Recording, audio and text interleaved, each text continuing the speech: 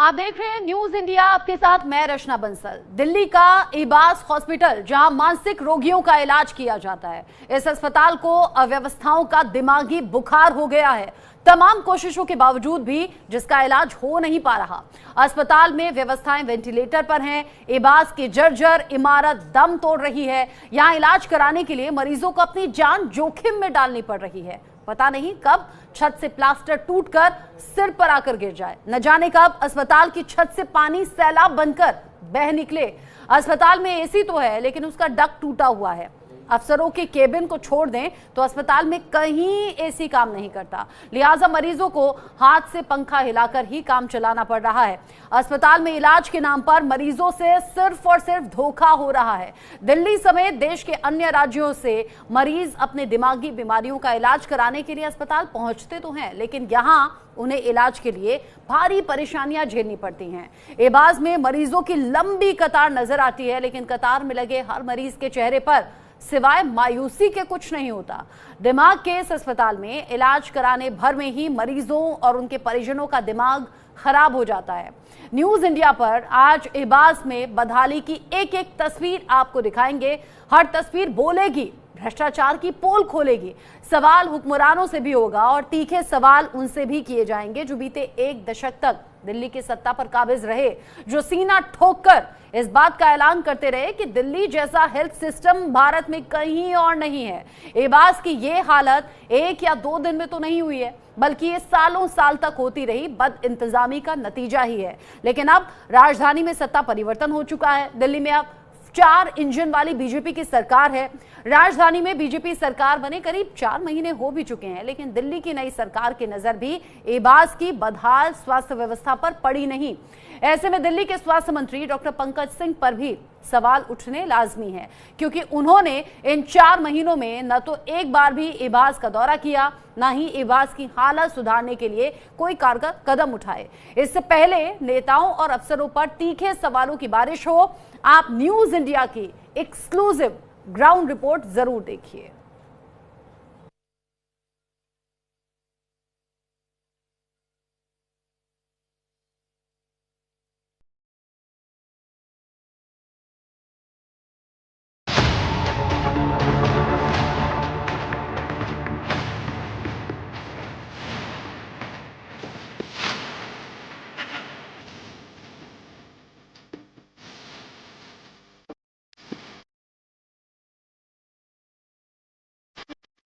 News India की team को अंदर जाने के लिए रोका गया।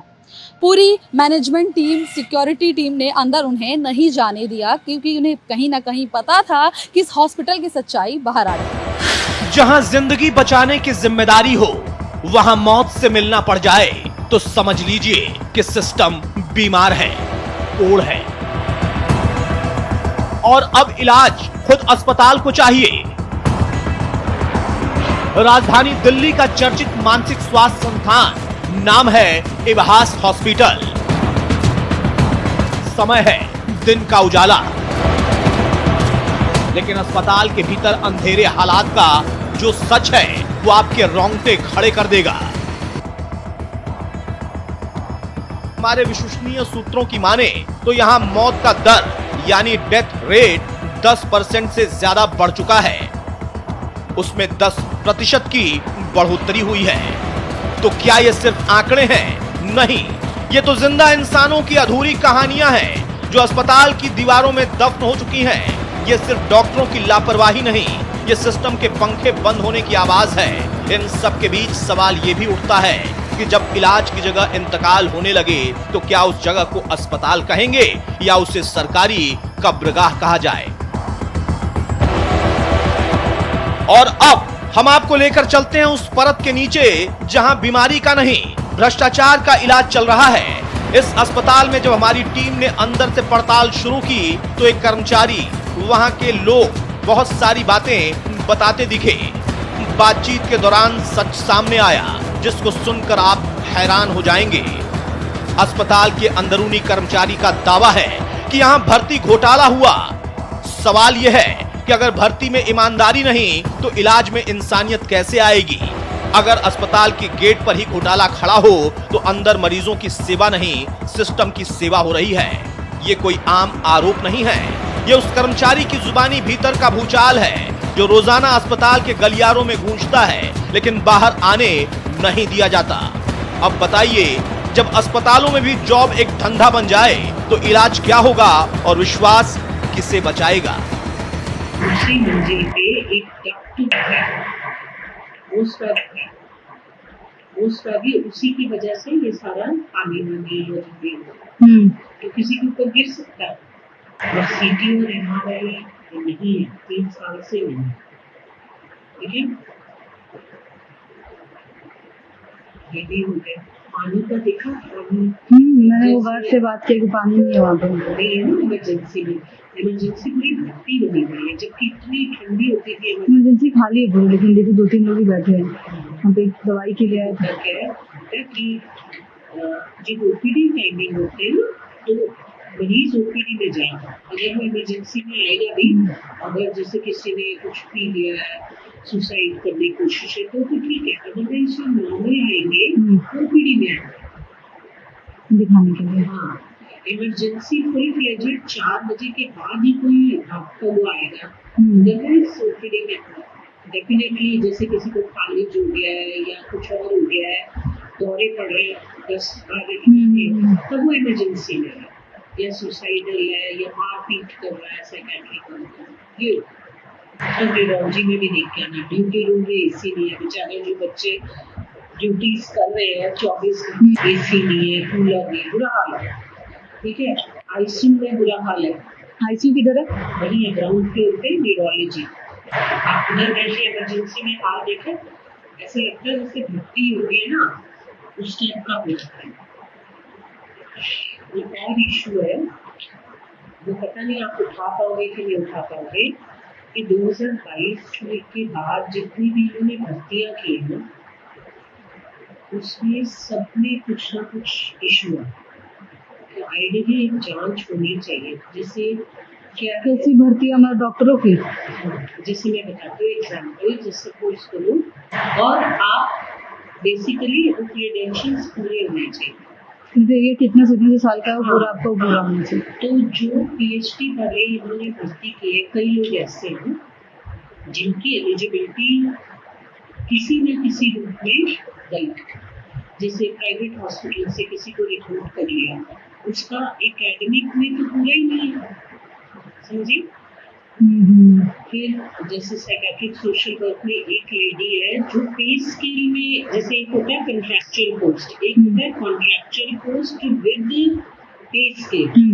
अगर आप पे स्केल में काम करते हो तो आप उसी पोस्ट पे या उससे ऊपर उस पर अप्लाई कर सकते हैं। लेकिन अगर आपका पे स्केल नहीं है तो फिर आप फर्स्ट लेवल पे आते हैं, मतलब असिस्टेंट लेवल। इन्होंने उस लड़की को 3rd लेवल पे लिया, जो मतलब पूरे गवर्नमेंट रूल्स के अगेंस्ट। तो कहीं ना कहीं कुछ करप्शन तो है, या तो पैसा लिया है उससे। देखो एडिशनल प्रोफेसर की जो सैलरी होती है तकरीबन 4 लाख होती है, तो उसको 2 लाख में मिलके अगर 4 लाख मिले तो कुछ तो आपने लिया होगा, कोई फेवर तो की होगी, या तो पैसा लिया है या तो आपके कोई बहुत ही करीबी है, नहीं। तो बहुत सारे रूल इस तरह के भी इन्होंने तोड़े। तो ये होता है कि 5 साल के लिए कोई डायरेक्टर आता है, हो सकता है वो सोचे कि 5 साल में जितना इकट्ठा कर सकता है। न्यूज इंडिया की टीम मरीज बनकर पहुंची इस सरकारी अस्पताल में, जहां उम्मीद थी बेहतर इलाज की, सहानुभूति की और सरकारी व्यवस्था की गवाही देने वाली चमचमाती इमारतों की। लेकिन जो हकीकत सामने आई वो हकीकत नहीं, एक भयानक सपना था।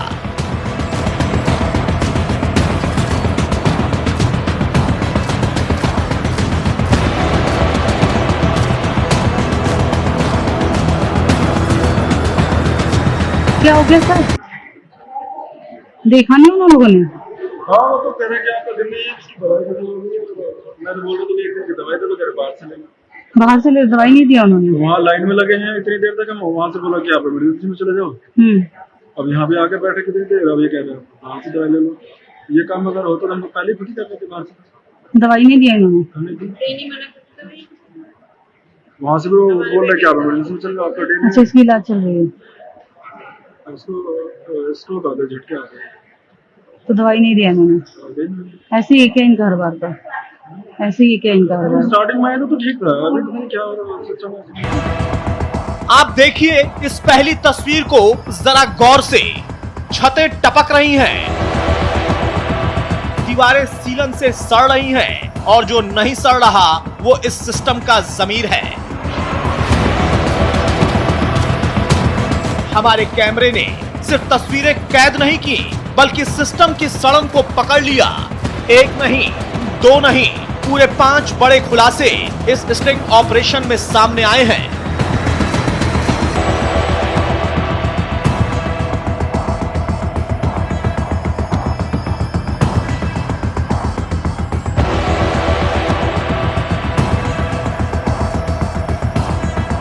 अब आप देखिए इस दूसरी तस्वीर को, कैसे यहां मरीजों को इलाज से पहले पानी के लिए जूझना पड़ रहा है। वार्ड्स में ना पंखे चल रहे, ना एसी।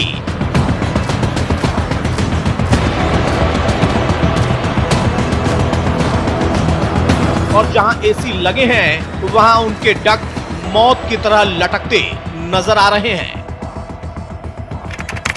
5 बड़े खुलासे, पानी की किल्लत, मरीज प्यासे भटक रहे, टूटी छतें, सिर पर मौत लटकती दिख रही, एसी डक्ट, हर कोने में खतरे की घंटी, पंखा तक नहीं, गर्मी में तड़पते इंसान, दीवारों पर सीलन, बदबू से दम घुटने की नौबत। इन तस्वीरों को देखकर आप खुद कहेंगे कि यह अस्पताल नहीं, मौत का अड्डा है, जहां इलाज नहीं, इंतजार मिलता है मौत का। इस अस्पताल की हालत देखकर एक सवाल उठता है कि क्या इंसानियत भी भर्ती होती है यहां, या फिर उसे छुट्टी दे दी गई है।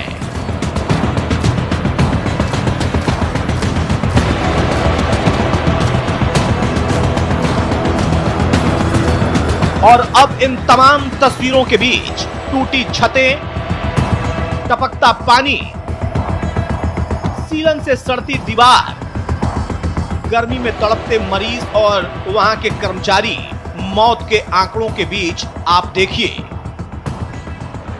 सर पानी कहाँ मिलेगा यहाँ पे? कहाँ? इधर नहीं है, वार्ड में नहीं है। कहाँ पे? वार्ड में ऊपर वार्ड में जाकर नहीं है यहाँ पे। क्या है? वार्ड पीछे गोल बिल्डिंग है, गोल बिल्डिंग वार्ड। ये रहे हमारे अस्पताल के डायरेक्टर साहब। जी हाँ, जब पूरा अस्पताल कराह रहा, मरीज दम तोड़ रहे और पानी और पंखे के लिए तरस रहे, तब डायरेक्टर साहब सम्मान की बात कर रहे, सीना चौड़ा करके कह रहे हमें तो सर्टिफिकेट मिला है। सवाल ये है डायरेक्टर साहब, ये सर्टिफिकेट मिला किस बात का है? उन मरीजों की मौत का जिनके लिए वक्त पर ना दवा थी ना दुआ, या फिर ये सर्टिफिकेट मिला है उस सिस्टम की बर्बादी का जिसने इंसान को नंबर बना दिया और जिंदगी को एक सरकारी फॉर्म। डायरेक्टर साहब, सर्टिफिकेट ये नहीं, सर्टिफिकेट मिलना चाहिए जिंदगी बचाने के लिए, सम्मान मिलना चाहिए इंसान को इंसान समझने के लिए। कैमरा कुछ होना नहीं चाहिए। सबमिट कर दो, मिल गया तो कुछ नहीं। सर लेकिन मेरा फोन में बहुत कुछ डाटा है, नॉर्मल और अपना पर्सनल चीज मैं कैसे मान लूं? मैं आप मुझे लिखित लिख के दो कि मैं मैम का फोन लिया हूं, कुछ भी होगा तो पूरी जिम्मेवार हॉस्पिटल की अथॉरिटी होगी, क्योंकि कहीं नहीं लिखा है कि आप फोन जमा करके मिल सकते हैं। सिक्योरिटी नहीं, आप मुझे लेकिन लिखित लिख के दो, आप लिखित लिख के दो। अब वो तो ठीक है, आप मुझे लेकिन लिखित लिख के दो कि मैं मैम का फोन जमा करा रहा हूँ, क्योंकि सर मैं बहुत से तो फिर आप क्यों ले रहे हो सर? मेरा पर्सनल जी, आपको ही पता है कि आज के समय में लोगों को कि सांस से ज्यादा इम्पोर्टेंट फोन हो गया है। तो आप मुझे लिखित लिख के दे दो नोट पैड पे।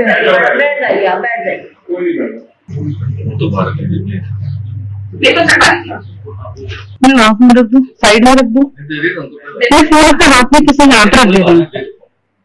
हमने आपकी सारी बात मानी। मैं बाहर बैठी हूँ, ऐसा कुछ नहीं, आप पेपर दे दीजिए, मैं दे दूंगी आपको। मेरे पास वी रिस्पेक्ट योर विश्वास, इसलिए मैंने आपको बुलाया। सर इसलिए मैंने अपने टीम को बाहर रखा। हॉस्पिटल में छोटी छोटी चीजें होती रहती हैं और घर में भी होती है। अभी मैंने आपको कहा था कि घर में भी होती है। ऐसा नहीं है कि एसी अगर कोई लीक कर गया तो घर में नहीं होगा। आप देखते हुए छोटी मोटी चीजों के लिए इतना वो नहीं होना चाहिए। सर छोटी मोटी चीज की बात नहीं है, जैसे कि आप बोलो छोटी मोटी चीजें, लेकिन आपको पता है कि पेशेंट है, सबसे बड़ा बात कि ब्रेन का हॉस्पिटल है, लोग इसी चीज के लिए आते हैं। चलिए वो पानी की, फिर मैं देखी कि सेंट्रल एसी भी पूरा खराब है, मैं खुद पूरा घूम गई, इतनी गर्मी है सर ब्रेन भरेगी तो आप साइन तो आप ही करोगे ना। हम कर रहे हैं ना, कितने एसी आ रहे हैं? हाँ पूरी मैं देख के आई हूँ सर पानी की भी स्थिति में खुद पानी के लिए वो आई, क्योंकि मैं तो बैग बाहर रखी हूँ पानी के लिए, मुझे पानी उस समय नहीं मिला।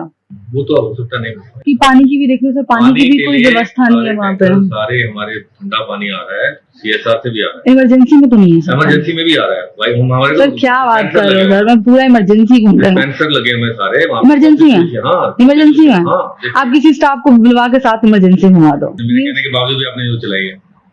मेरे कहने के बाद वीडियो भी यहाँ से किसने भेजा, मुझे पता है किसने भेजा यहाँ पे। आप इस चीज को छोड़िए, अच्छी पॉजिटिव आज देखिए पंजाब केसरी में क्या लिखा हुआ है।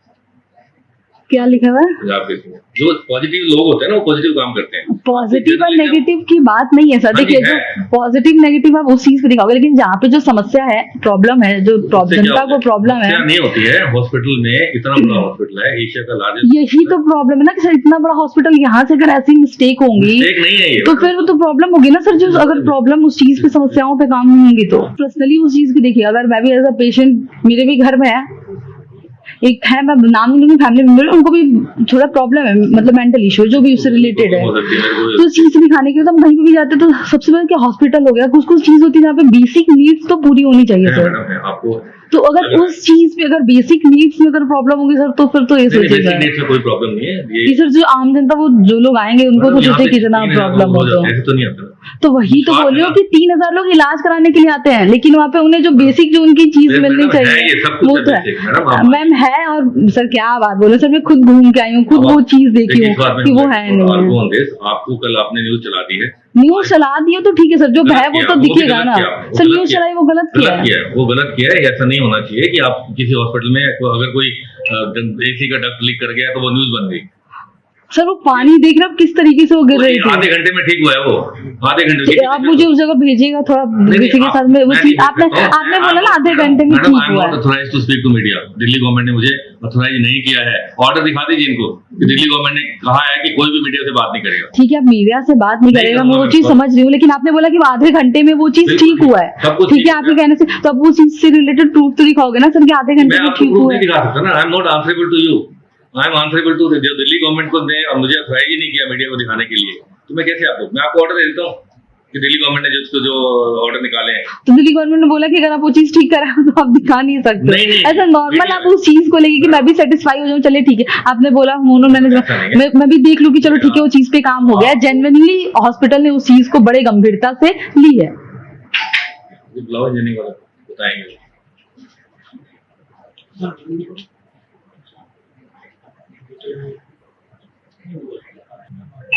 हम सारी रात जो है ऐसे सोते नहीं है। अगर हमारी मरीजों के लिए सुबह आप नहीं आए हो, मैं ओपीडी में सुबह 1 घंटा लगा के आया हूँ। Every day in the morning I am in the OPD 9 to 10, देखने के लिए कि बच्चियां ठीक बन रही हैं, पानी है, टॉयलेट साफ है, टॉयलेट में पानी है, मरीजों के लिए कूलर चल रहे हैं, मरीजों को भीड़ ज्यादा तो नहीं है, सब डॉक्टर लोग आके बैठ गए अपने ऑफिस में, उसमें ओपीडी में। आप जाके पूछिए सिस्टर से वहाँ पे जो वहाँ का स्टाफ है, 9 से 10 मैं रोज वहाँ पे होता हूँ, कोई डायरेक्टर नहीं जाता।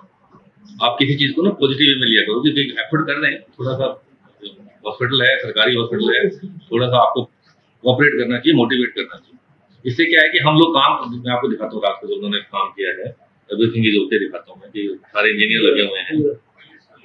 आप भी तो आए थे, ये सारे के सारे इंजीनियर लगे हुए थे, एवरीथिंग सारा का सारा आधे घंटे में ठीक हुआ है। और वो चीज पूरा ठीक हो गया, वहाँ पे वैसे कोई प्रॉब्लम नहीं है। लाइन लीकेज रिपेयर सारा का सारा, ये तो इंजीनियर खुद यही है, दोनों यही है, सारे के सारे उन्होंने। तो ये डाटा भी शेयर आप हमें नहीं कर सकते? नहीं मैडम, मैं वीडियो से नहीं होगी, आई एम सॉरी, जो चीज मेरे ऑथराइज में नहीं है, मेरे उसमें पावर में नहीं है।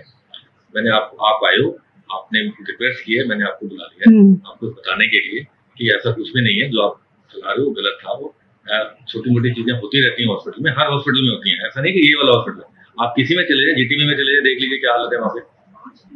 इतना कर देगी नहीं जीटीबी के हॉस्पिटल की आपको पता नहीं है, मैं क्यों किसी हॉस्पिटल का नाम लूं, मैं तो हमारा ही हॉस्पिटल है, वो भी दिल्ली से जाते हैं। आपको ऐसा नहीं करना चाहिए। आप मेरे पास फिर हफ्ते बाद आ जाइए, फिर मैं आपको दिखाता हूँ कि देखिए कहीं पे कोई मरीजों से हमारा फीडबैक भी लेते हैं, हर कोई पेशेंट का यहाँ पे हम फीडबैक भी लेते हैं, वहाँ पे रखे हुए सर। मैंने एक दो पेशेंट से पूछा, वो तो दवाई का बोले कि दवाई के लिए नहीं है, फिर वो कर 94% दिया। दवाइयाँ यहाँ पे 94%, एक दो पेशेंट 94% दवाइयाँ, हमारा आधा बजट दवाइयों पे जा रहा है।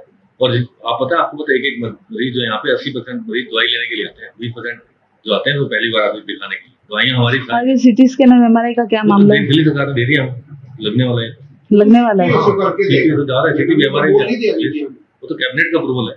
सबसे पहले सीएम ने बोला है विभाग को सीसीटी और MRI। 3 साल बहुत मेहनत की, नहीं हुआ। हाँ कोई बात है, अब तो हो गया ना। सिटी तो खैर एंड ऑफ द लाइफ था हमारा, लेकिन MRI नहीं था कुछ साल, तो वो आगे MRI को दिल्ली सरकार खुद आगे वो भाग के वो कैबिनेट में अप्रूवल लिया उन्होंने, सब कुछ आगे। जो आपको लोग यहाँ के इन्फॉर्मेशन दे रहे हैं ना, उनका अपना मोटिव है, ठीक है। सर इन्फॉर्मेशन की बात नहीं, देखिए जो समस्या वीडियो है किसने ना, दिया आपको? यहीं से लोगों ने दिया वीडियो, यहाँ के पेशेंट ने दिया। पेशेंट थोड़ी वीडियो लेके आया। बिल्कुल देगा सर, आपको पता है आजकल सोशल मीडिया का समय, अगर मुझे कहीं समस्या हो दिखेगा ना तो वायरल हो चुकी हो वीडियो, तो सबके पास है। लेकिन वो वीडियो मेरे पास है, वो तो सबके पास है। आप वहाँ पे तो नॉर्मल सी बात है ना कि वीडियो तो अपडेट हो गया ना। पेशेंट का नाम होता है, पेशेंट बेचारा इलाज कराने आता है, वो हाथ जोड़ के खड़ा होता है, हाथ जोड़ के वो तो है कि भगवान है, लेकिन जहाँ पे समस्या जिस संस्था पे रहती है ना, वो तो वो चीज को लेके सभी जूझते, तो अगर बोलते हैं वो कोई बात नहीं, आप अपना ड्यूटी कर रहे हो, मैं समझ सकता हूँ, but I am not authorised to speak to media as per the Delhi government order. On record में आपको दिखा रहा हूँ, ठीक है। इसलिए मैंने कल भी आपको बोला था, आज भी, इसलिए ऐसा कुछ भी नहीं है, ये सब चीजें चलती रहती हैं और अच्छे लोग भी हैं। आपको दिखा देता हूँ पंजाब केसरी ने आज क्या लिखा, आपने देखा आपने? मैं दिखा देता हूँ। तो ठीक है, वो क्या दूसरी संस्था क्या लिख रही नहीं लिख रही, उनका काम है सर, वो उनका गलत नहीं है सर, वो उनका काम है। हमारा जो काम है हम अपना काम कर रहे हैं। मैंने खुद बुला उनको, कोई बात नहीं, समझा देता हूँ, यू आर नॉट ऑथराइज्ड। तो आपको मैंने दिखा दिया कि सारे लोग लगे हुए हैं, आपके पास फोटो है, आपके पास ये सब रिपोर्ट मेरे के हर 15 मिनट में रिपोर्ट आ रही है। कल की बता रहा हूँ, आज क्या नहीं, कल परसों रात से कि अब ठीक हो गया, अब ये हमने ठीक कर दी, इंजीनियर की फोटो है, मैं आपको दिखा दूँ। Everything is. और ये CBSE का सर, वो भी सर काम चल रहा है। हाँ, सेंट्रल एसी का भी काम चल रहा है, एक 4 चिल्लर है, एक हमारा रिपेयर हो गया, बाकी रिपेयर करवा है, एक तो हो गया ना, नया लगवा दिया। ये सब देखिए मैडम, गर्मी है, सबसे बड़ा प्रॉब्लम का सिस्टम है, वही तो, वही सर की गर्मी है कि इंसान बाहर से आता है उस चीज के लिए, उसमें गर्मी में अगर कोई ये करे, आपको ही पता है, और उसमें दिमागी सबसे बड़ा दिमाग का हॉस्पिटल है, दिमाग काम चाहिए। Working round the clock. आपको शायद ये सोच भी नहीं सकते कि यहाँ पे कितनी मेहनत हो रही है, सब लोग लगे हुए हैं कि भाई पेशेंट के लिए आए। यहाँ पे पेशेंट, हमारा सबसे ज्यादा प्रायोरिटी पेशेंट की है। देखिए कंप्लीट लाइन लेके रिपेयर इमीडिएटली हुआ ये सारा। इंजीनियर्स को भी तो इनके पास नहीं होता, मेरे पास भी होता है, हाथ दिखा देंगे। Everything has been sorted out within. देखिए जब कोई इंसिडेंट होता है ना, इंसिडेंट तो आप नहीं रोक सकते, चीजें हैं, मशीनें हैं, पुरानी है, नहीं है, लेकिन उसका आपने क्या एक्शन लिया वो इम्पोर्टेंट। सर लेकिन एक मेंटेनेंस बोल के भी चीज होता है कि मैं पता है कि ये चीज पुरानी हो गई है, तो उसका मेंटेनेंस करवाएंगे ही, क्योंकि वो इलेक्ट्रॉनिक चीज है। तो नॉर्मल सी बात है कि हर इलेक्ट्रॉनिक चीज हो चाहे संस्था, वो मेंटेनेंस खोजता है कि मॉनसून आने वाला है। तो मॉनसून की प्रॉब्लम नहीं है, मैं एक बात बोल रही हूँ कि मॉनसून की प्रॉब्लम नहीं है, इसी की बात नहीं कर रही हूँ, मैं एक बात बोल रही हूँ, वो टेक्निकल इश्यू है। मैं एक वही बात बोल रही हूँ कि मैं देख रही हूँ कि कहीं पे अगर छत लीकेज है, कहीं टूट रहा है, तो मॉनसून में उस चीज को ध्यान दूंगी ना। जो है चीजें फटाफट सुधर गई हैं, ध्यान पूरा दे रहे हैं, और ऐसा कुछ नहीं है। डक्ट लीक जरूर हुआ है, वो डक्ट लीक घर में भी मेरे पानी टपक रहा होता है कई बार, तो हम बुला के उसको ठीक कराते हैं ना। तो ये भी डक्ट लीक हो गया है थोड़ा, क्योंकि बड़े सेंट्रल एसी है तो बड़ा डक्ट लीक हुआ, तो बड़ा थोड़ा पानी का ज्यादा है। इसमें इमीडिएट रिपेयर हुआ उसका, किसी भी पेशेंट को कोई तकलीफ नहीं हुई है, और हमने सारा का सारा अरेंजमेंट रात को 12 बजे उसी टाइम 12:30 बजे के आसपास एवरीथिंग वाज सॉर्टेड आउट। वहाँ के पेशेंट को कहाँ शिफ्ट किया गया? पेशेंट सारे आप अपनी जगह पे हैं, प्राइवेट वार्ड में तो प्राइवेट वार्ड वाला है, बच्चों वाला बच्चों वाला है, फीमेल है, मेल में, एवरीथिंग इज सॉर्टेड। अभी सब कुछ जो है ना, अब आज प्रिवेंटिव मेंटेनेंस खुद चीफ इंजीनियर आ रहे हैं यहाँ, तो सारा कुछ जो है जैसी भी ग्रुप में है, सारे के सारे लोग लगे हुए हैं। आप तो PWD का काम PWD करती है, हम अपना काम करते हैं, but they are also cooperative. ऐसा नहीं क्यों नहीं है, फटाफट रात को आगे उन्होंने ठीक किया, कल भी है, आपने आपके सामने क्या है हाथ उनको बताया तो वो आए दोनों। छोटी छोटी चीजें होती रहती है, it's not a something which is अच्छी चीज करोगे तो लोगों का मनोबल बढ़ेगा। You should be positive. आप भी तो आफ्टर ऑल आप ये सोचो कि अगर आप किसी दूसरी जगह पे हो, सरकारी हॉस्पिटल में सरकारी सिस्टम होते हैं, and everybody tries to work hard, आप उसको डिमोटिवेट करेंगे तो उनको लगता है क्या कर रहे हैं। रात को 12 बजे सारा स्टाफ आगे खड़ा, सुबह मीडिया में आता है। आई अंडरस्टैंड कि किसने किया है, मुझे पता है किसने किया है। सर डिमोटिवेट किए, लेकिन जो कमियां हैं, जो खामियां हैं, उसको तो हम नहीं छुपा सकते ना। नहीं, अरे हमें नहीं पता क्या? हम तो रोज यहाँ देखते हैं। आपने तो एक बार किसी ने आपको बताया तो आप आ गए। मैं तो यहाँ रोज ही देख रहा हूँ ना, मुझे नहीं पता क्या कमियां हैं। हम उन कमियों के लिए ही अपनी लाइफ लगा रखी है यहाँ पे। ऐसा नहीं है कि हम यहाँ पे कोई वो करने आए। यहाँ पे हमने अपनी पूरी लाइफ इन पेशेंट के लिए इन्वेस्ट करके यहाँ पे 3 साल से 2.5 साल यहाँ पे सारे के सारे जो है ना हाईएस्ट अथॉरिटी यहाँ पे आ चुकी है, NHRC। ये तो आपको सेकंड जो इंडिया में नंबर 2 है वो भी दिखा रहा था मैं आपको, जो हमारा नंबर 2 पे आया है गवर्नमेंट हॉस्पिटल का रैंकिंग में। ऐसे तो नहीं आ गए ना रैंकिंग में, कुछ ना कुछ तो वही देखते हैं ना, क्यों नहीं देखते हैं वो? कहाँ है वो रैंकिंग वाली? एक्चुअली एक सिस्टम है, हमने कूलर भी लिया, कूलर खराब हो गया तो उसको ठीक करने में भी सिस्टम आज चलाना पड़ता है, इसीलिए थोड़ा दिक्कत हो जाता है। ऐसा नहीं कि मीडिया में मुझे सारे जाते हैं, जितने भी एडिटर्स हैं सभी जाते हैं। तो यूं ने कल फोन भी किया होगा, तो ऐसा नहीं। आई बीन आल्सो, मैं रोज वीटीवी पे आता हूँ एवरी डे। कोई भी चैनल ऐसा नहीं है कि एनडीटीवी आज तक हो चाहे कोई भी हो। ऐसे तो मेरे घर पे शूटिंग करके करने आते थे। ये देखिए नंबर 2 है गवर्नमेंट हॉस्पिटल, रैंकिंग है 15 दिन पहले की है। निमहैंस बेंगलोर के बाद हमारा नंबर आता है पूरे इंडिया में। अब ले लीजिए, इसको ले लीजिए। सबसे बड़ा प्रॉब्लम पॉजिटिव यही तो बात है ना कि जो सबसे ज्यादा नंबर 1 आ रहा है, तो उसको इस मैनेजमेंट को तो इस चीज पे ध्यान देना चाहिए। अगर वहीं पे छोटी छोटी चीज इश्यू होगी तो सर नॉर्मल सी बात है कि लोगों को सर्वाइव करना पड़ता है ना। वो खुश है, आम जनता आप कह रहे हो ना, हमारे को तो अखबारों वालों की फीडबैक है। हर रोज कोई ना कोई अखबार में निकालता है, चाहे वो इंडियन एक्सप्रेस हो, चाहे हिंदुस्तान टाइम्स हो, चाहे टाइम्स ऑफ इंडिया हो। मेरे खुद के ओपिनियन पीस आते हैं सब जगह, ऐसा नहीं है। और मेरे खुद इंटरव्यू लेने आते हैं यहाँ पे, कुछ तो वो भी देखते होंगे ना। सिर्फ आप ही तो नहीं इन्वेस्टिगेटिव रिपोर्टर, वो भी तो है, आपसे सीनियर भी है वो, और आपसे ज्यादा टाइम बिताया उन्होंने। किसी के कहने पे नहीं चलना चाहिए आपको। मैंने बताया ना आपको, कहने पे चलने की नाम, मेरी बात में विश्वास नहीं है। विश्वास की नहीं। अब जो चीज इंसान अब आंखों देखा है उस पर कोई कैसे वो करे, बताओ। जो बेसिक प्रॉब्लम देख रही हूँ तो फिर नहीं, कोई बेसिक प्रॉब्लम नहीं है। We are looking after the patients very well. And पानी की जो आप बता रहे हो, डिस्पेंसर लगे हुए हैं, इमरजेंसी में लगे हुए हैं। इमरजेंसी में नहीं है। अरे बताइए तो आपको कहाँ पे नहीं लगे? इमरजेंसी में डिस्पेंसर पानी की डिस्पेंसर है, डिस्टिलरी वाटर आता है। कॉफी की मशीन लगी हुई है हमारे डॉक्टर्स के लिए, ड्यूटी रूम, उनके लिए अलग से डिस्पेंसर लगा हुआ है। ये देखिए, ये आज का अखबार है। ठीक है सर, मैं हाँ ये ठीक है, ये नहीं देखोगे आप, मतलब आप वो मैं भी चेक करती रहती हूँ, ऐसा नहीं न्यूज़ पढ़ती हूँ। आपने पढ़ा ये, चेक किया आपने कि बात में इतना इनिशिएटिव आज जो आया है अखबार में, तो ये क्या गलत है क्या? आप ही ठीक हो, आप भी ठीक हो, वो भी ठीक है। मैं ये कह सकता हूँ कि ठीक है। हॉस्पिटल में हॉस्पिटल अराबिका हॉस्पिटल जमीन आसमान का डिफरेंस। क्या चीज? ये हॉस्पिटल हाँ, तो आपने देखा नहीं होगा 3 साल पहले क्या हालत है, देखा कोई बात?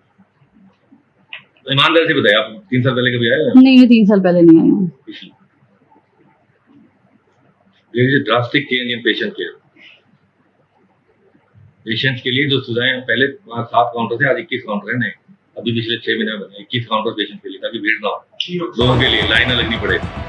और अब देखिए इस अस्पताल की एक और शर्मनाक तस्वीर। जब हमने सवाल पूछे, जब हमने सच की परतें उधेड़नी शुरू की, जब हमने चाहा कि कोई जवाबदेही तय हो, तब सामने आया कोई डॉक्टर नहीं, कोई अधिकारी नहीं, सामने आया एक बाउंसर जो हमारे रिपोर्टर को धमकाने लगा। कैमरा बंद करने की धमकी, आवाज उठाने पर घेरने की कोशिश, और वो सब कुछ करने की कोशिश जो कि सच को छुपा सके। अब आप ही बताइए, ये अस्पताल है या किसी गैंग का ठिकाना? क्या यहाँ मरीजों का इलाज होता है या पत्रकारों का शिकार? क्या यहाँ रिपोर्टिंग करना गुनाह है? सवाल पूछना क्या देशद्रोह है? क्या सच सामने लाना अपराध बन चुका है? कैसे घूमने का मतलब है? किस पर्पस से आए हॉस्पिटल में? दिखाने के पर्पस से आई हूँ। किसको दिखाना? किसको दिखाना? एक है कजन है, उसके बारे में पूछने के लिए आई हूँ। तो कहाँ पर पूछना है? आओ हेल्पडेस्क में चलो, वहाँ पूछना। इधर कहाँ जा रहे हैं? वही पूछ रही थी, इधर ओपीडी साइड आई थी ना, इमरजेंसी। इमरजेंसी तो ये रहा ना मैडम। कहाँ? ये रहा इमरजेंसी तो।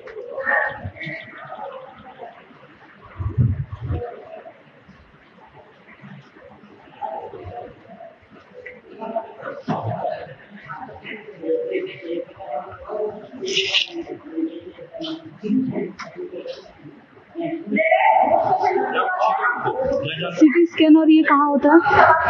सीटी स्कैन यहीं पर होता है। कहाँ?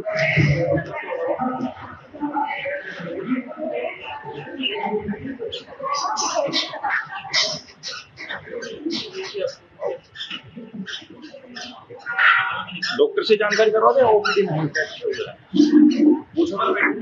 क्या है? ये पेशेंट बाहर है, सिटी स्कैन करवाना था, वही पूछ रही हूँ कहाँ होता है CT scan? Patient MRI patient आ रहा है, उसके लिए मुझे सिटी स्कैन और MRI करवाना है। कहाँ होगा सिटी स्कैन और MRI? सिटी स्कैन तो होता है, सिटी स्कैन तो होता है, MRI नहीं होता यहाँ पे। क्या है? राजीव गांधी में। राजीव गांधी यहाँ नहीं होता MRI? क्यों? फोकस बंद है 5-7 साल से। फोकस बंद है? हाँ 7 साल हो गए। डायरेक्टर का रूम किधर है? हाँ सर, डायरेक्टर का रूम। हाँ क्या? कहाँ में डायरेक्टर साहब से? ऐसा तो नहीं कि कोई मिल नहीं सकता। आप बिल्कुल मिल सकते हैं। तो चलिए, ले चलिए। एक सेकंड। बिल्कुल। तो ये था इबास हॉस्पिटल का वो काला सच जो अब तक दीवारों में छुपा बैठा था, जहां इलाज से ज्यादा मौतें होती हैं, पानी नहीं है, पंखा नहीं है, और जो सच बोलता है उसे बाउंसर्स चुप कराते हैं। जहां सर्टिफिकेट दिखाए जाते हैं पर सवालों का जवाब कोई नहीं देता, जहां भर्ती घोटाले होते हैं और मरीज उम्मीद लिए बस देखता रह जाता है। अब फैसला आपके हाथ में है, क्या हम चुप रहें या इस सड़े सिस्टम को सीधा करें? क्योंकि अस्पताल में अगर इंसानियत मरने लगे तो समझ लीजिए अब इलाज सिर्फ मरीज का नहीं, सिस्टम का भी होना चाहिए। इस पूरे घटनाक्रम को देखिए और समझिए कि आपका कोड कैसा है और इस कोड से पूरे अस्पताल की असल हालत हो क्या गई है।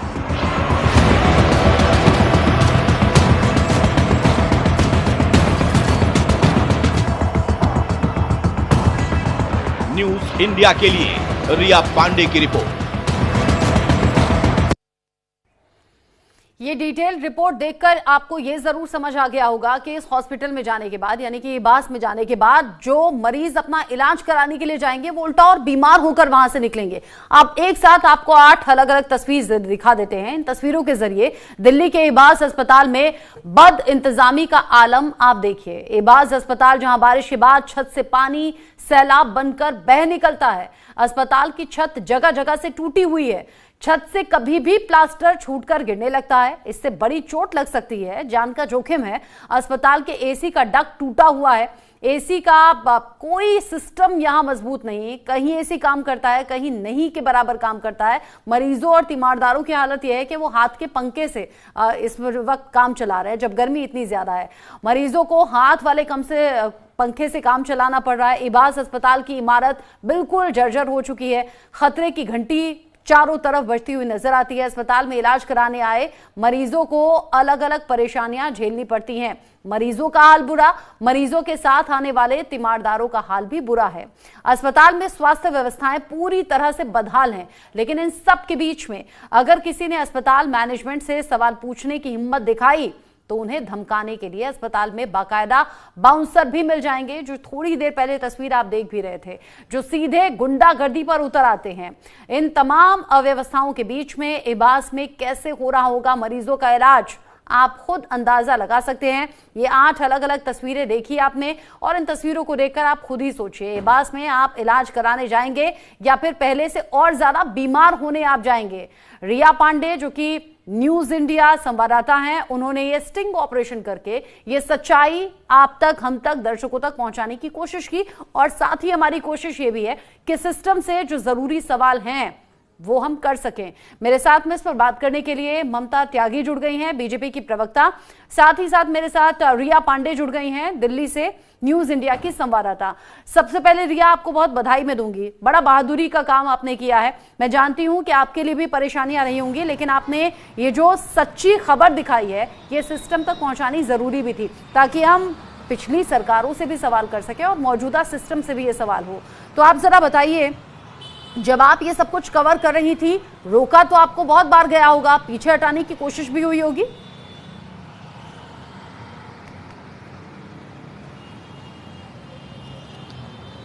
जी रचना, जैसे कि हम अगले दिन जब हॉस्पिटल में जाते हैं, ग्राउंड जीरो पे उतर के खुद हॉस्पिटल का जब दौरा करने के लिए जाते हैं, तो बाद में बाउंसर हमें पकड़ लेते हैं, क्योंकि पहले दिन उन्होंने देखा था कि न्यूज़ इंडिया की टीम इस पर कवर करने के लिए आई थी, इसीलिए अगले दिन बाउंसर हमें रोकते हैं। और जब मैं उनसे आखिरी बार सवाल करती हूँ कि सर मुझे ले चलिए डायरेक्टर सर से मिलवाने के लिए, तो उसमें भी थोड़ी बहुत हिचकिचाते हैं, फिर बोलते कि ठीक है चलिए। जिसके बाद कितने घंटे के बाद उन्होंने वेट कराने के बाद उन्होंने बताया कि मैम अगर आपको मिलना होगा डायरेक्टर से तो आपको सबसे पहले अपना फ़ोन जमा करना होगा और किसी भी प्रकार का कैमरा अंदर नहीं जाएगा। जबकि हमारी यूनिट बाहर इंतज़ार कर रही थी और वो फ़ोन बार बार मांग रहे थे कि मैम फ़ोन जमा कीजिए वरना आपको मिलने नहीं दिया जाएगा। जिस तरीके से आपको रोका गया, या फिर भी आपने वो हिम्मत दिखाई क्योंकि आपको सच दिखाना था। इस अस्पताल में पहुंचने वाले मरीजों से भी कोई बात, और अगर मैं अस्पताल में मिलने वाली फैसिलिटीज की बात करूं वो तो काफी दूर है। आपने पूछा सीटी स्कैन कराना है, एमआरआई कराना है, चेकअप कहाँ होंगे, उनके बारे में तो हीला हवाली करने की कोशिश ही थी। बेसिक चीजें नहीं थी, एसी, पंखा नहीं, पानी नहीं, वो भी इस गर्मी के टाइम पर। प्लास्टर कहीं से भी टूटकर गिर जा रहा है, किसी के सिर पर गिर जाए, किसी को गंभीर चोट आ जाए, उससे कोई मतलब नहीं।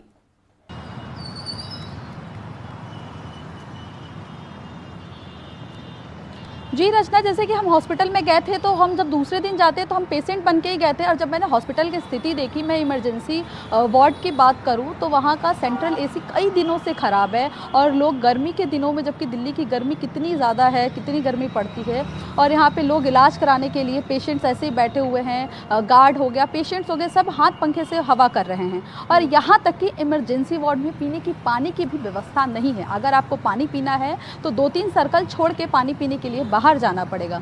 अगर इसके अलावा अगर मैं बेसिक नीड्स की बात करूं तो वहाँ पे कोई कैंटीन की व्यवस्था नहीं है। अगर कोई पेशेंट को रुकना पड़ जाए हॉस्पिटल में, या उनके परिवार वालों को रुकना पड़ जाए, तो उन्हें पानी, चाय, किसी भी चीज़ की खरीदने के लिए उन्हें हॉस्पिटल के बाहर जाना पड़ेगा, क्योंकि हॉस्पिटल में ना ही कैंटीन की व्यवस्था है और ना ही इमरजेंसी वार्ड में पानी की व्यवस्था है। इसके अलावा मैं अगर हॉस्पिटल की स्ट्रेचर्स की बात करूँ, व्हील चेयर की बात करूँ, तो उनके भी चक्के टूटे हुए हैं, कई स्ट्रेचर्स ऐसे ही फटे हुए हैं, उनकी भी स्थिति बेहद ज़्यादा खराब है। और हॉस्पिटल के अगर इंफ्रास्ट्रक्चर पे आते हैं तो वो भी आपको पूरा जर्जर हालत में देखने को मिलेंगे, और आपको दीवारें पूरी सीलन सी दिखाई देगी, चारों तरफ सीलन वहाँ पे आपको दीवारों पर दिखाई देगा।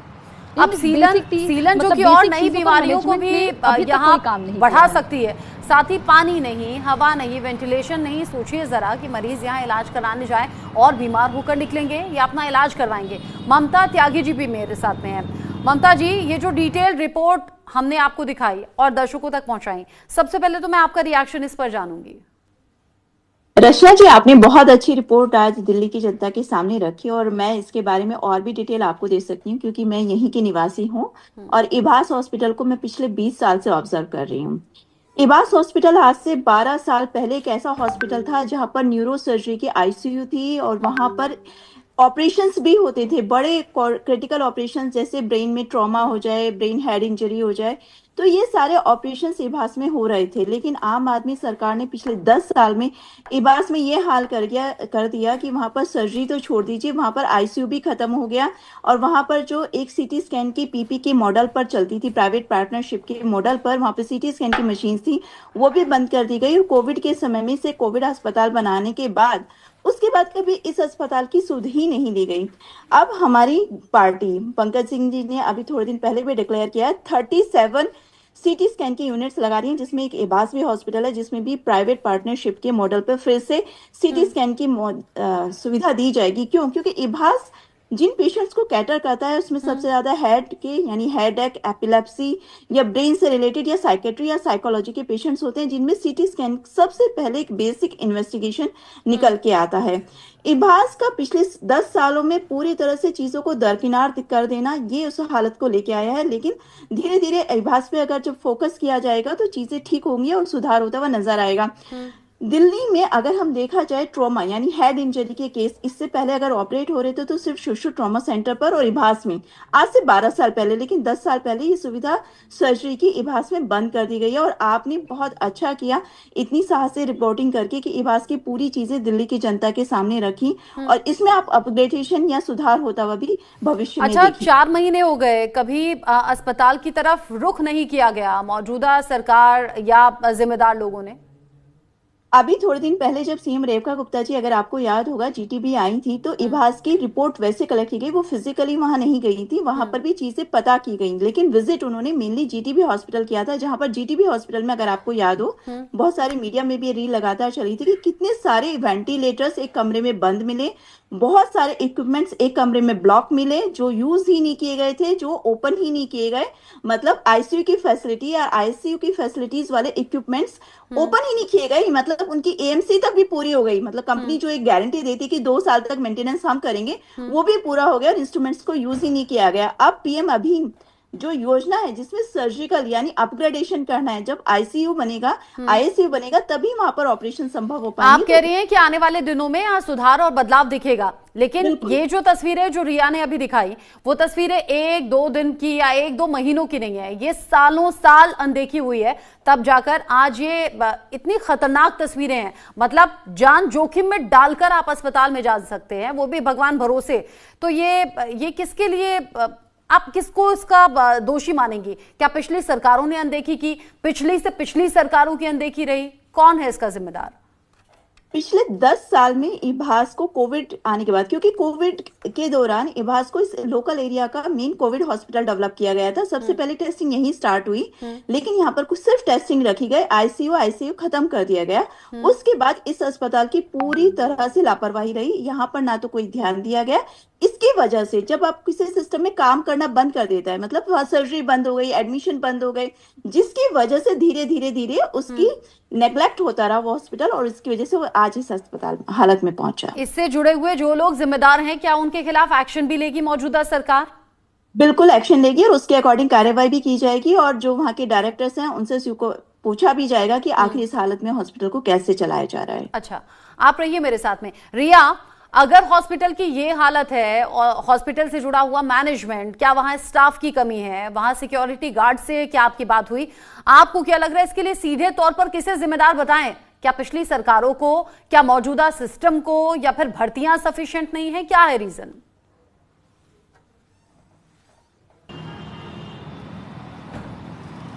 मैं रचना अगर बात करूं कि जहां तक कि हमने ऑब्जर्व किया हॉस्पिटल में, और डायरेक्टर से जब हमारी बात हुई, उनसे मीटिंग हुई, जब हम अगले दिन उनसे बात करने के लिए जाते हैं तो उनके हिसाब से हॉस्पिटल में कोई गड़बड़ी नहीं है, और जब से वो हॉस्पिटल का कार्यभार संभाल रहे हैं तब से हॉस्पिटल पहले के मुकाबले बहुत बेहतर तरीके से चल रहा है। वो खुद रोज़ाना जायज़ा लेने के लिए जाते हैं, 1 घंटा वो डेली ओपीडी में जाते हैं कि पेशेंट्स को सब सही व्यवस्था मिल रही है कि नहीं। और जब उनसे हमने बार बार सवाल पूछा, न्यूज़ इंडिया की टीम ने सवाल पूछा कि सर इतनी समस्याएँ हैं, बेसिक चीज़ हॉस्पिटल में नहीं है, तो उन्होंने बोले कि ये तो होता रहता, नॉर्मल चीज़ है और इतनी कोई बड़ी समस्या नहीं है। आप हॉस्पिटल की पॉजिटिव चीज़ को दिखाइए, नेगेटिव चीज़ को मत दिखाइए। हॉस्पिटल नंबर 1 है और ये हमेशा अखबारों में सुर्खियों में रहता है अच्छे इलाज के लिए। अगर मैं फैकल्टी की बात करूं तो हॉस्पिटल बहुत ज़्यादा पुराना है और बहुत पुराने फैकल्टी है, यहाँ पे अच्छी इलाज होती है, पर यहाँ की व्यवस्था मैनेजमेंट बेहद ज़्यादा ख़राब है, जिस पर कई दिनों से नहीं बोलूँगी मैं, कई सालों से काम नहीं हुआ है। जो वहाँ पहुँचने वाले मरीज हैं, मरीजों के साथ जो तीमारदार हैं, उनसे पूछा आपने, वो क्या बोल रहे हैं?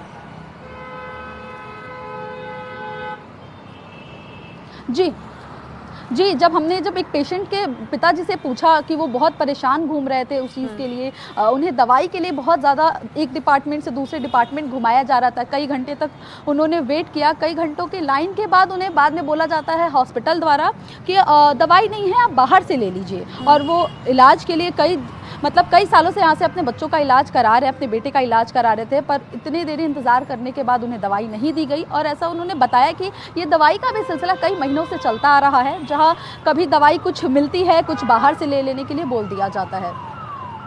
ठीक है ममता जी, इबास तो चूंकि रिया पांडे पहुंच गई, इबास के अंदर की तस्वीरें जो शायद छिपी हुई थी या बाहर नहीं आने दी जा रही थी, वो स्टिंग ऑपरेशन के जरिए रिया ने तस्वीरें बाहर भी निकाल दी और टीवी स्क्रीन पर अभी तो देख भी रहे हैं, दर्शकों तक भी पहुंच गई हैं, आप तक भी पहुंच गई हैं, मौजूदा सरकार सिस्टम तक भी पहुंच गई हैं। जिस तरीके से तस्वीरें सामने आई हैं, पूरा सिस्टम सवालों के घेरे में भी है। साथ ही साथ इबास की तस्वीरें हमने दिखा दी, लेकिन ऐसे बहुत से अभी मौजूदा अस्पताल होंगे ना जो इसी तरीके से जर्जर इमारत के साथ में होंगे, जहां दवाइयां नहीं होंगी, जहां मरीज और तीमारदार परेशान होंगे। क्या 1 बाय 1 सभी हॉस्पिटल्स का निरीक्षण होगा और कैसे ये सुनिश्चित किया जाएगा कि ये परेशानी लोगों को ना आए? हॉस्पिटल्स को डॉक्टर हमारी सीएम रेखा गुप्ता जी ने विजिट किया और इभास की रिपोर्ट ली गई थी, इभास की विजिट नहीं की गई थी। तो धीरे धीरे हर अस्पताल में चीजें खुलेंगी, चीजों को अब ठीक किया जाएगा और अपग्रेड भी किया जाएगा और मरीजों का पूरी तरह से ध्यान दिया जाएगा। और लगातार कोशिश यही रहेगी कि लोगों को परेशानी ना हो, उनको आईसीयू मिले, सर्जरी की यूनिट पूरी मिले और पूरा इलाज मिले। तो ये चीजें जो आपके इस चैनल के माध्यम से निकल के आई हैं, इन पर प्रॉपर एक्शन होगा और इनको करेक्ट भी किया जाएगा और इनसे पूछा भी जाएगा कि आखिर इसके लिए जिम्मेदार कौन है। बाउंसर्स जो खड़े रहते हैं वो अंदर नहीं जाने देते, रिया को भी रोका जा रहा था, डायरेक्टर से बात नहीं करने दी जा रही थी। क्या बाउंसर्स इसीलिए होते हैं अस्पतालों में? देखिए, वहां का एडमिनिस्ट्रेशन इस चीज के लिए जवाबदेह होगा, वहां के मेडिकल सुपरिटेंडेंट और डायरेक्टर इस चीज के लिए जवाबदेह होंगे कि आखिर ऐसी चीजें वहां पर क्यों की जा रही हैं। अच्छा, और रिया, एक अस्पताल का सच हमने दिखा दिया, ऐसे बहुत से अस्पताल होंगे फिर तो जो बाहर से शायद चमकते हुए नजर आते हो, अंदर की हालत ऐसी ही होती हो।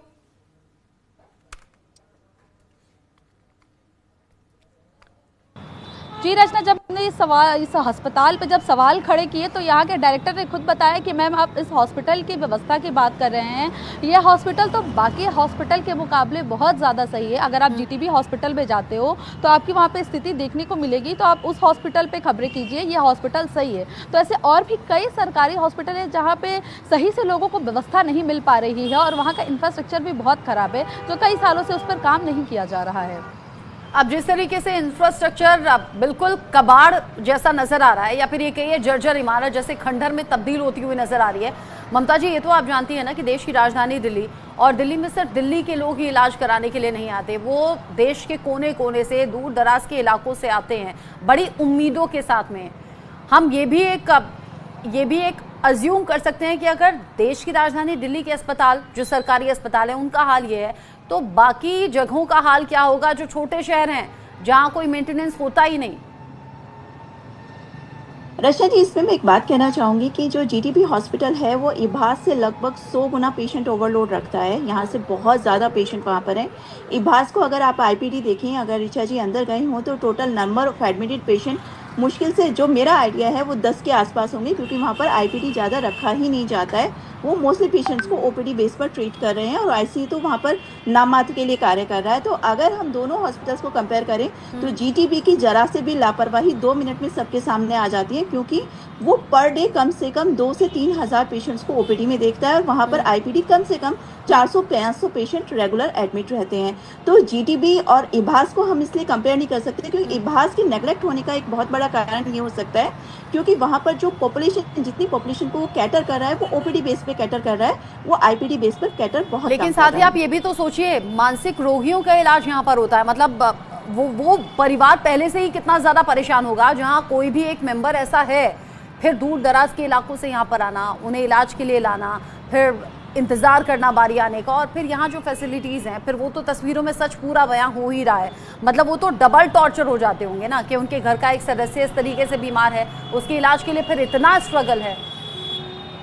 रचना जी, जो सीटी स्कैन मशीन या आईसीयू बंद हो गई हैं, उसको एकदम से नहीं चलाया जा सकता। मैंने अभी आपको पहले भी बताया था, लगभग 36 हॉस्पिटल में दिल्ली में पीपी में मॉडल पे फिर से सीटी स्कैन मशीन खड़ी की जाएंगी, और जब सीटी स्कैन मशीन शुरू होगी, कोई भी सुविधा जब ऐड होती है तो धीरे धीरे चीज़ों में इम्प्रूवमेंट आएगा और सुधार होगा। रही जो इंफ्रास्ट्रक्चर के लिए, जो वहाँ के एसी वॉल्व, इन सब की जो प्रॉब्लम्स है, वो वहाँ के लोकल एडमिनिस्ट्रेशन, लोकल एमएस और लोकल डायरेक्टर की जिम्मेदारी है। उससे उनसे जवाब तलब किया जाएगा कि आखिर अगर वो राउंड लेते हैं तो ऐसी क्या बात है कि उन्हें वो चीज़ नहीं नजर आती जो वहाँ की डैमेज हो चुकी हैं। अच्छा, आपने चूंकि मशीन्स का जिक्र किया, चलिए मैं मशीन्स का एक मिनट के लिए उन्हें साइड कर भी दूं। प्लास्टर अचानक से टूटकर किसी के सर पर गिर जाए, जो तस्वीर में हम देख भी रहे हैं, प्लास्टर भी टूटा है, जमीन पर उसका मलबा भी पड़ा हुआ है, एसी डक्ट से अचानक से इतना पानी आ रहा है जैसे मानो कोई सैलाब आ गया हो, ये तो फिर इलेक्ट्रिक करंट का भी बहुत बड़ा डर हो गया अगर पानी वहां पर फैल रहा है। और अगर वो प्लास्टर का जो टुकड़ा है वो किसी के सर पर गिर जाए, गंभीर चोट के साथ साथ जान भी जा सकती है। मतलब क्या यहाँ हादसों का इंतजार किया जा रहा है? आप कह रही हैं जीटीबी से इसे कंपेयर नहीं किया जा सकता, वहाँ फुटफॉल बहुत ज़्यादा है, वहाँ मरीजों की संख्या बहुत ज़्यादा है, कंपैरेटिवली यहाँ कम है। यहाँ पर जो गलतियाँ या जो चीज़ें लापरवाही हो रही है, मैं फिर से कह रही हूँ कि ये चीज़ें वहाँ के एडमिनिस्ट्रेशन की तरफ से अनदेखी हो रही है। वहाँ के इंजीनियर्स, वहाँ का जो स्टाफ है, उस चीज को प्रॉपर मैनेज नहीं कर रहा है उनके विरुद्ध एक्शन होगा। उन पे शोकॉज पूछा भी जाएगा कि आखिर इतनी बड़ी जनता के लोगों से, उनकी जान से क्यों खेला जा रहा है। पिछली सरकारों की गलतियां रही, पिछला सिस्टम कमजोर रहा, जिसका नतीजा आज इस तरह की तस्वीरें देखने को हम मिल रही हैं। और रिया ने जो तस्वीरें दिखाई भी, रिया यहां अगर सिक्योरिटी गार्ड्स को यानी कि उन बाउंसर्स को रखने के बजाय वहां की व्यवस्था को मजबूत करने पर पैसा खर्च होता तो शायद तस्वीर कुछ और होती। जो बाउंसर आपको घेरे हुए थे, जो कह रहे थे मैडम कहां जाना है, यहां क्यों जा रही हैं, वहां मत जाइए, आपको करना क्या है।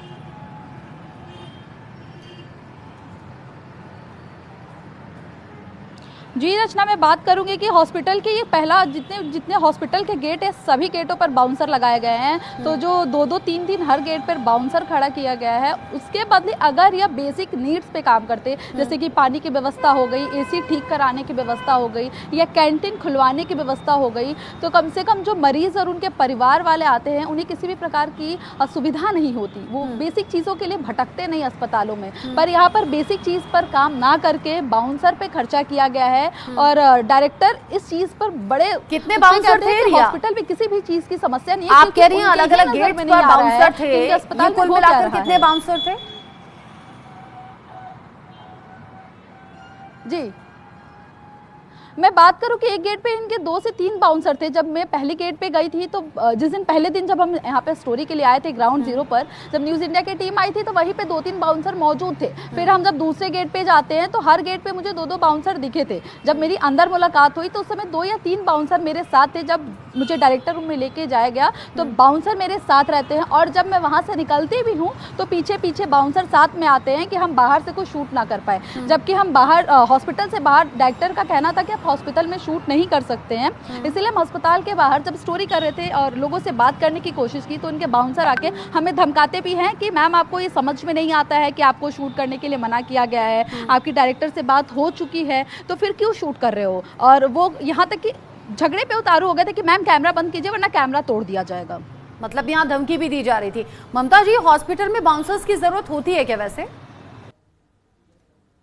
हॉस्पिटल्स में गार्ड्स रखे जाते हैं, बाउंसर्स नहीं रखे जाते हैं। गार्ड्स इसलिए रखे जाते हैं कि अगर कोई पेशेंट का अटेंडेंट वायलेंट हो जाए, डॉक्टर से बदतमीजी करने लगे, स्टाफ से बदतमीजी करने लगे, तो उनके लिए गार्ड्स रखे जाते हैं। बाउंसर्स तो मैं नहीं मानती। बाउंसर्स सिर्फ वो कहाँ से थे, कैसे थे, मेरे लिए इस टाइम एक्सप्लेन करना आपके लिए बहुत ही मुश्किल होगा, क्योंकि मैंने हॉस्पिटल में ऐसे बाउंसर्स नहीं देखे हैं। ये मैंने भी नहीं देखे। मतलब मेरा भी जो पर्सनल एक्सपीरियंस रहा वो यही रहा कि सिक्योरिटी गार्ड्स होते हैं आपकी मदद के लिए, आपको गाइड करने के लिए, या फिर अगर कोई छोटा मोटा झगड़ा हो जाए तो उसे सुलझाने के लिए। लेकिन यहाँ जो हम तस्वीरों में देख रहे हैं, हट्टे कट्टे तगड़े बाउंसर्स दिख रहे हैं जो रिया को समझा रहे हैं या फिर रिया को रोक रहे हैं। मतलब ये मेरे लिए भी शॉकिंग है।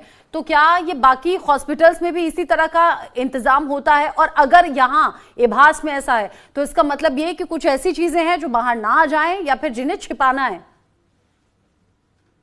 कुछ हॉस्पिटल्स में अभी थोड़े दिन पहले जो मुझे भी पता याद आया कि जहां पर अभी कुछ डॉक्टर्स के अगेंस्ट बहुत ज्यादा वायलेंस अगर हुई है, जैसे जीटीबी में भी हुआ था कि एक इमरजेंसी में आके शूट आउट हो गया था, तो उसके बाद जहां पर इमरजेंसीज में जहां बहुत ज्यादा रश होता है वहां पर अब गवर्नमेंट ने कुछ बाउंसर्स रखने शुरू किए थे उस भीड़ को टैकल करने के लिए, क्योंकि कई बार पेशेंट्स के अटेंडेंट्स को समझाना बहुत ही मुश्किल हो जाता है जब रश बहुत ज्यादा होता है, या एक बेड पे 3-3 पेशेंट्स होते हैं और पेशेंट के अटेंडेंट बेड्स की डिमांड कर रहे होते हैं। तो जीटीबी हॉस्पिटल्स में मैं जहां तक मुझे ध्यान है थोड़े से बाउंसर्स रखे गए थे। इभास का मुझे नहीं आइडिया, लेकिन मैं फिर भी ये कहना चाहूंगी जो आप इभास की अभी हालत देख रहे हैं ये पिछले 10 सालों में हुई है, और उसका इम्प्रूवमेंट करने के लिए और सुधार करने के लिए हम लगातार कार्यबद्ध है और लगातार इस चीज को इम्प्रूव किया जाएगा। और इसको जो आपके चैनल के माध्यम से चीजें जो आज की कंडीशन है, जर्जर हालत है या फैसिलिटीज नहीं है, ये पिछले 10 साल में बिगड़ी हुई हालत है जिसे अब मौजूदा सरकार सुधारेगी। हालांकि 4 महीने बीत चुके हैं, इंतजार हमें रहेगा, खास तौर से उन लोगों को रहेगा जिनका वास्ता पड़ता है, जो हॉस्पिटल जाते हैं अपने मरीजों को लेकर, तीमारदार, जो फैमिली वाले परेशान होते हैं, ताकि न्यूज इंडिया की दिखाई हुई इन तस्वीरों पर सुधार हो, सिस्टम जागे और दुरुस्त हो यहाँ व्यवस्थाएं। बहुत शुक्रिया ममता त्यागी जी, आपने न्यूज इंडिया के लिए वक्त निकाला और इस पर रिएक्शन भी आपने खुलकर दिया। रिया पांडे, एक बार फिर से आपको बधाई इस स्टिंग ऑपरेशन के लिए, सच दिखाने के लिए। बहुत शुक्रिया मेरे साथ जुड़ने के लिए। छोटा सा ब्रेक यहाँ पर ले रहे हैं, लौटेंगे।